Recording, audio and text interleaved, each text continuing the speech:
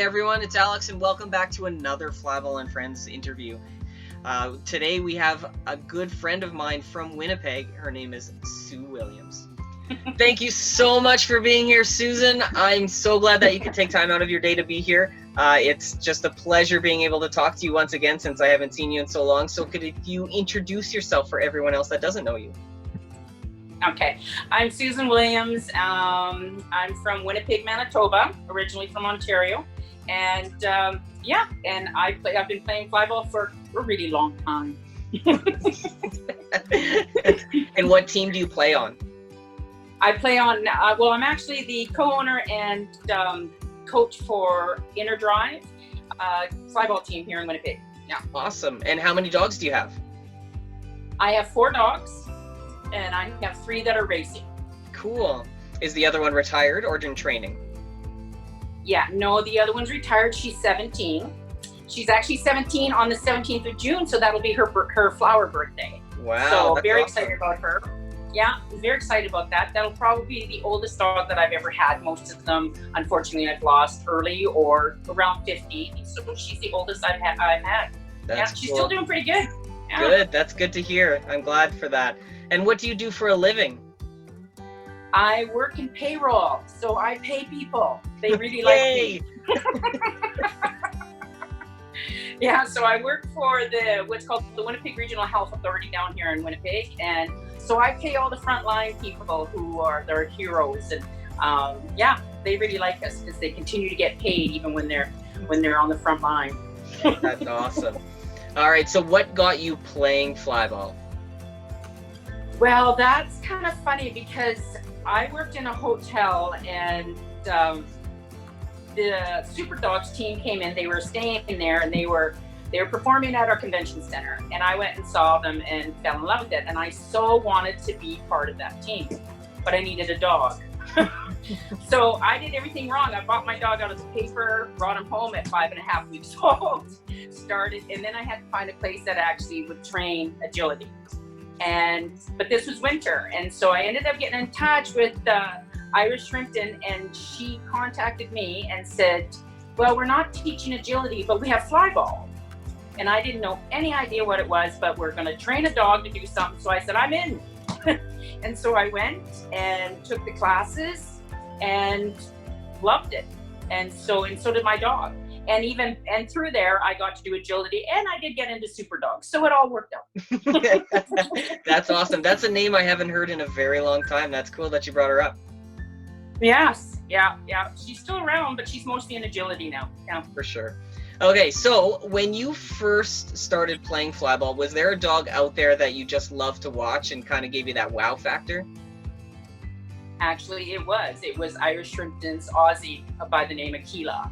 I loved that dog, and I loved watching her because at the time it was mostly border collies, we had Shelties, and we had mixed breed dogs, and so that's pretty well what you saw in the lanes. And there wasn't even a lot of mixes. Everybody was kind of staying with the purebreds, and then along comes Keela, this Aussie, and I don't think she realized she was an Aussie. I don't know what she thought she was, but she ran like a border collie, and she was just determined, and I wanted one of those.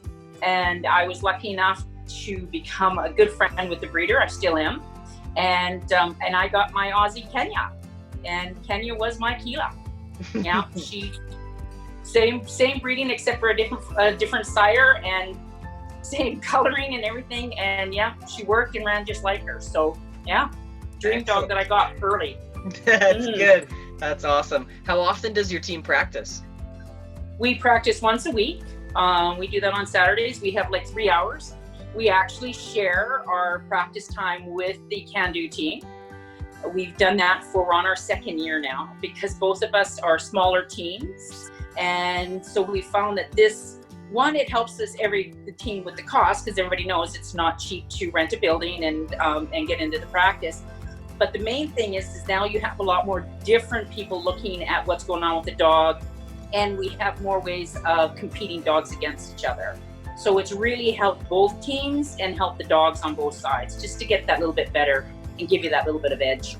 Excellent. That's good to hear. Good for you guys for being able to do that. Yeah, it's worked out really well. Do you do anything at home to help with flyball? Yeah, I do a lot. I'm a little bit of a nerd that way.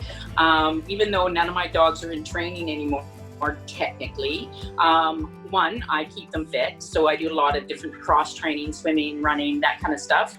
I still do wall work because I always find I train my dogs with the wall for the turn. And whenever I start to see a little bit of sloppiness happening at practice or whatever, I bring them back to the wall at home, and I have found that that keeps them sharp. I still do ball work so that they don't drop the ball and do the exchange, and I still do chase backs. So, and I'm by myself, so it's kind of funny. I just have to wait for them to get out ahead of me, and then I'm like, let's go, turn and run, and they just. It's amazing. My dogs don't have a come word, but they sure know ready. Say ready anywhere, and they all just turn and run as hard as they can to you. That's awesome. Good for you. Okay, so how often would you say you go to tournaments nowadays? Well, we used to travel all the time because we didn't have a lot here. Now we have, I don't know, I mean, between the one-day tournaments and the two-day tournaments, I'm going to say maybe 8 to 10 here. So we don't travel that much anymore. So we mostly just stick around here. Fair enough. What's the farthest you've been for flyball? Vancouver. We traveled all the way to Vancouver for our very first U-Fly tournament. And I was actually invited out there because I did a seminar for a couple of the teams out there. And so we decided, well, let's just go out there and do the tournament. And then at the end of the tournament, did the seminar. So it was a blast. It was a long drive, but I really enjoyed the trip, and I really enjoyed running it. So it was fun. Awesome. Do you do a lot of seminars? Not anymore. Don't have to. I mean, there's a lot of groups out there that have been doing this. Well, maybe not longer, but they've really dug into the science of it, and then they have faster teams and stuff like that. So. I don't do that many anymore, but there's some really good teams out there that has some fantastic seminars. So let them do it. Yeah, for sure. Okay. Now, when you first started, is there something that you learned that would probably still be very important to this day? Yeah, I learned.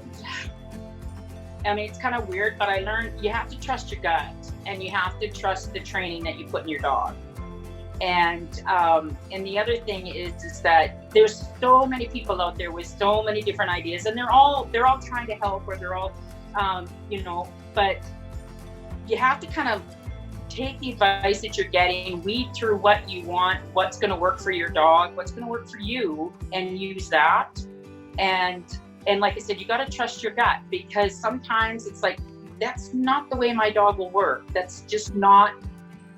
Because we all know you can't stick to one training method for every dog. It doesn't work, right? You have to sometimes step outside the box. Sometimes you got to go back and go a little bit of old fashioned to build up the dog's confidence, to get the dog to understand what it is that you want.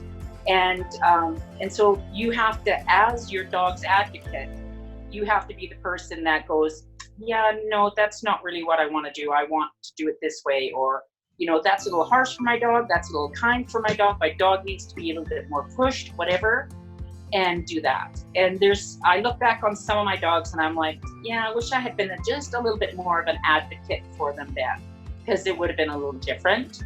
I'm a terrible advocate now because it's like, yeah, no, we ain't doing there. But, I'm old now, so I can do this.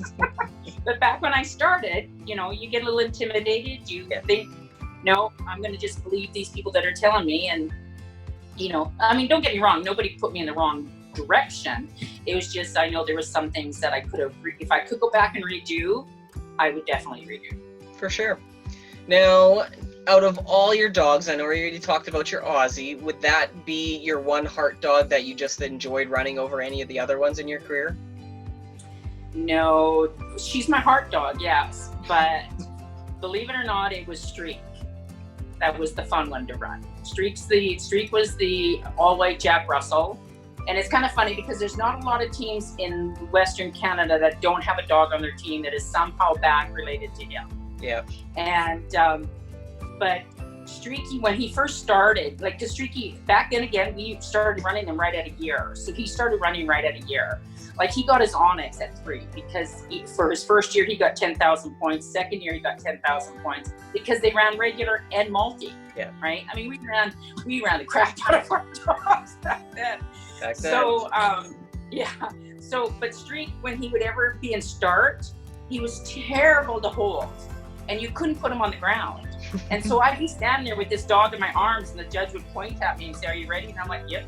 And he'd be just looking at me. "Your dog isn't on the ground." "I know, but I can't put him on the ground." And then the lights would go up the tree, and then I'd put him on the ground, and it would hit, and I'd let him go. I just couldn't. It's like, put him down and let him go, because he just would not. He would not stand still, and he was just terrible to let go.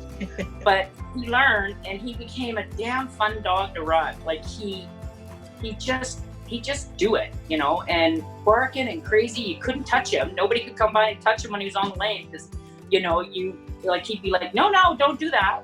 But after, he was a sweetheart. So he was fun to run. That's cool. Yeah. Good for you for having that. Now, is there any place in the world that you would still love to go, whether it's compete, train, or even just watch? Well, I want to go to Can-Am one year, but I really want to go. I want to go over to Europe. I want to go to England, France. We had a lady on our team who was from Paris, and every summer she would go home and she'd send videos back and ask, and her friends down there would be running a flyball team, and she would send me back questions saying, "They're having an issue with this and they're having an issue with that." And I'm like, "Okay, you should just send us there for a seminar." I will give a seminar in France for you. Yeah. So just and not even to teach them or anything, but I just love to watch the different, because most of theirs is outside. Yeah. Right. Yeah. And I find that really interesting, but just how they train things and look at things a little different. I would find that interesting, just fascinating. And I would also love to run there too. Yeah, that would be cool. And if I'm going, I'm taking a dog, right? Getting the opportunity to talk to everyone over there, it's definitely quite a different situation that they have over there, and it'd be just amazing to go see. So I hope at some point somebody gets you out there for a seminar. I know. Yeah, me too. Hello. All right. So what exactly do you love about playing flyball? Well, I do love the competition. I really do, because I find the competition challenges me to work on our dogs more. I am one of those people, like, I've been in this since 1993, so 27 years. And I'm one of those people that, yes, I will be outside with my team, and then I drift on inside, and I'll be sitting in a chair, and I'll be watching these teams run back and forth, just by myself, just watching. But I'm learning. I watch the turns. I will watch how different dogs stride. I mean, it's all just filing away in my head. And then, and then I go back to our team, and I'm like, yeah, this is what we got to do. This is what we're missing on our dogs. This is what we got to change this up a little bit. Let's try this. Like, you know, oh, I saw this. And I'm doing it just because I love to train. I love to teach. I love to work with other people's dogs. Sometimes to the detriment of my own dogs. And I love doing it. So, and then I like to take it on the lanes and see if it all comes together. I mean, I'm really proud of our little team, because our personal best right now is 15.4. We have one little border whippet on that team, and the other 3, I have to say, they're all from my lines, but they're all small little mixed breed dogs. One border whippet, and we're the only team here that has one border whippet, and the rest are mixed breed dogs. And we are running as fast as the teams up here. That's right? awesome. And so we're always up against 3 border whippets and a height dog. And we're like, well, we got 1 border whippet. We're guilty of that, sorry. I know, and that's fine. I have no problem with people, but it makes me feel just that little bit proud that we have 1 little border whippet and then 3 mixed breed dogs, and we're staying with you. Yep. Right? We're staying with you. And if you make mistakes, we're beating you. You know? I mean, I'm just being honest. If you make a mistake, we're going to beat you. Right? And so, and that's what we keep striving for. And I have a wonderful team that just trust me enough to say, yeah, okay. Like one year, my team said, okay, that's fine if we don't get any points. Let's just push and push and push for our personal best. And there were times that the team in Division 1 walked away with hardly any points because we got earlies or whatever. Yeah. But we broke our personal best, like I think 5 times that year. We just kept pushing, right? And they just do it for me. They just like, yep, okay. You know, so yeah. So I really like the competition. And then my other part of that question is obviously I like hanging out with the teams. I like hanging out with my team. And I really do. I like messing around with the other teams, joking around with them, stuff like that. I like the camaraderie that we get. You're competitive on the lanes, but when you walk off, it's like, wow, that was really good racing. Or, man, I really liked what your dog did there. And you're always willing to help. And I think that's what keeps people coming back to it also. For sure. So that's my favorites. That's why I like doing it. That's good. Now, is there any one team or maybe person out there that you love racing over anyone else? Well, I mean, because we race mostly here or all here, I have to say it's energy, because when we race energy, we always seem to get a personal best. And I don't know why. I have no idea why, but every time we've gotten a personal best, it's usually against them. They are so supportive also, and they don't slack off. They push just as hard as us, and they've been a really fun team to race against, right? Because every time we've gotten one, they're like, yes, and they're right there hugging and high-five it, and really happy that, you know, they help contribute towards it. So yeah, right now for us here, it would be energy. Yeah. Awesome. That's good. I'm glad you guys got someone like that to help you push into the new people. Yeah. Mm-hmm. I'm gonna keep chipping away at that, man. I'm going for 15-3, 15-2 next, man. That's where I'm going. Yeah. That's good. Now, what would be one of your earliest memories of flyball? Oh man, I have so many of them. I have to say my earliest is with my very first dog, Dexter, and he was a Border Collie Springer Spaniel Cross, or as we call it, the Springboard breed. And his first tournament was the Brandon tournament. And it was a team of basically all new dogs. They just put all their new dogs together and raced as a team, and we won our division. Now, don't ask me what division it is. It could have been Division 10. I don't know what division we were in. I have no idea, because it was my first tournament. And but all I knew was that, what do you mean we won the division? Oh my God, our team of these brand new dogs won our division. And so that was one of my earlier ones. And then after that, it's just a mix of highlights and like when we've gone to Minneapolis or Vancouver. And again, it's never really the racing, it's the trip, it's the hotel rooms, it's going out for dinner with the people and stuff like that, and just laughing and talking about it later. But actual on the lanes racing things, I mean, yeah, you like your personal bests. You like when you see your new dog run and do well, and you see that all your hard work pays off, and the dog's got it. They step on the lane and act like they've been doing it forever. Those are all highlights and nice little stars.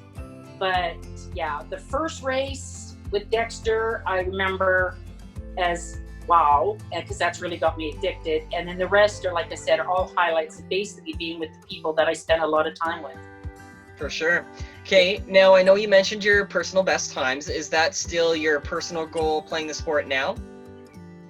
Well, it always is. I mean, not so much the personal best, but we always want to improve, right? Yep. We always, and I mean, and not just for our team in Division 1. I love seeing that, because we always have a team in Division 1, a team in Division 2, and then an open team.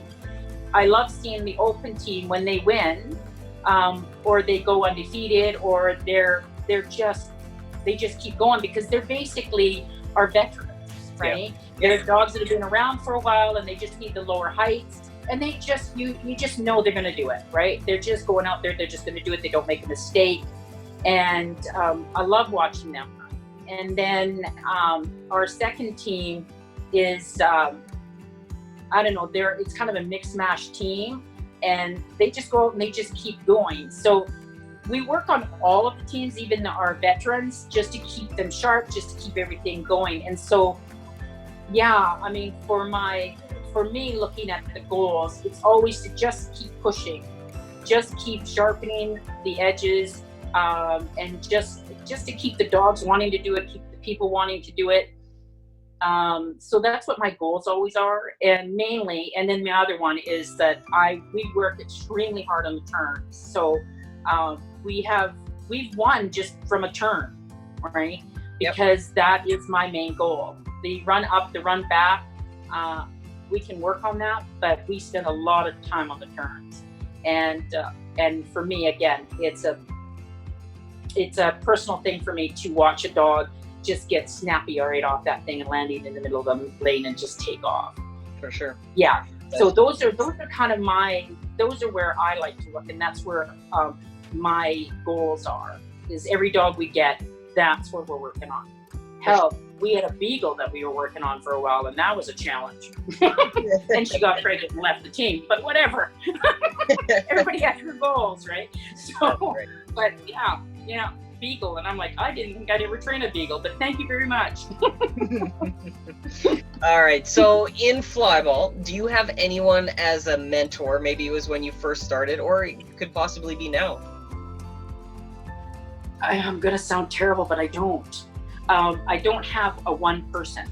Yep. I don't have one person that I looked up to or I went to for advice or help. I had many. Yep. And I had people here. I had people from Toronto that I knew through Super Dogs, people in Vancouver that I knew, and that I would just start texting or Facebook and just start yakking away at them and get help from. But there was never been really just one person. That's the one thing that I really like about Flyball, is because it's like a huge family and a huge community. And regardless that we compete against each other, we want the other teams to do well. Yeah. We want to race against teams that are going to keep us competitive. And we're happy when another team does a personal best or does something brilliant that they haven't been able to do, and they've broken that wall. You're honestly happy for them, and that's one of the things that's great about this sport. And that you can contact somebody that's in another region that you might not even ever personally have met. Yeah. But you've just started hooking with them on Facebook, and next thing you know, you're getting all this advice and stuff from, and they honestly want to help you. For sure. And so that's why I don't have a mentor or one person. I have many.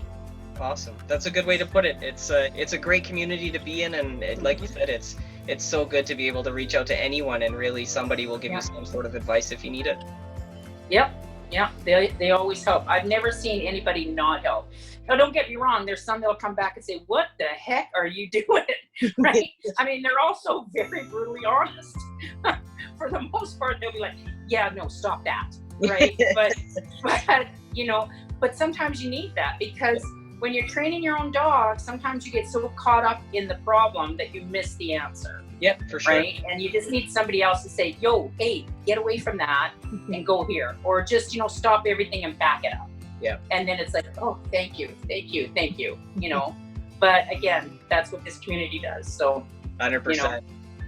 Okay, so do you have any hobbies outside of playing Flyball? Well, if we're talking about dogs, yes.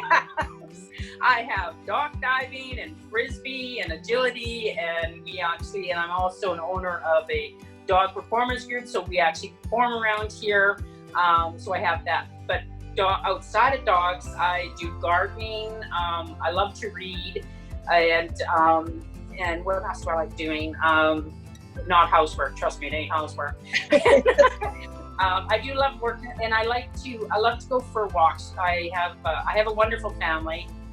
Very supportive sisters through all of this craziness that I have done. They've always been there for me. And so it's great just sometimes just going for a walk with them, and even if it's with the dogs, and talking about something that is not four-legged, related to, Yeah. For sure. But that's pretty good. you kind of have to sometimes just step away from all the dog stuff just to remind yourself that, you know, you're not one of them. I can attest to that one. That's good. All right, so would there be anything you would recommend to someone starting out in flyball? Yes. Whatever team that you start with, that doesn't mean that you have to stay with them. Finding a team that meshes with you is so important. And I know there's a lot of people that loyalty is great, loyalty is fantastic, and but sometimes the team just doesn't mesh, right? It's not your team. They're too competitive, or they're not competitive enough, or whatever it could be. It could be personalities. Yeah. Don't be afraid to walk away and find a team that does work for you, because as I've stated through this whole interview, I keep pushing that this is a community, this is a family, but you got to find the right one. And sometimes you have to look around a little bit, and you're always thankful for the team that brought you into it and trained your dog or helped you get started, but never be afraid to walk away and find the team that fits you, because once you do that, then you're fully going to understand how great this sport is, and they'll help you with your issues, or you'll help them with the issues. It just makes the whole competition thing just that much better. Yep, for sure. Okay, now for the fun question, I would like you to challenge someone to do an interview with me that's not on your team. Okay, so I was thinking about this, and I'm like, who am I going to challenge? But I'm going to challenge Natasha Henley from K9 Unit in Ontario. Perfect. And because I've known Natasha for a long time through Super Dogs, and I've never even competed against her in flyball, believe it or not. But she's another one of those people that I've had conversations about flyball with and everything. And what I find interesting with her is that she lives in one of the most competitive provinces, which is Ontario. She's been and knows so many of the people on the top teams in Ontario. And she's also a mother with 2 children. And I find, like your wife and you guys, ones that are raising the dogs, racing, and then also have children. I mean, you guys are crazy. It's crazy. So I mean, raising the kids in a flyball community is just something added on top of it, and to get the kids that they actually want to do the sport after being raised in it.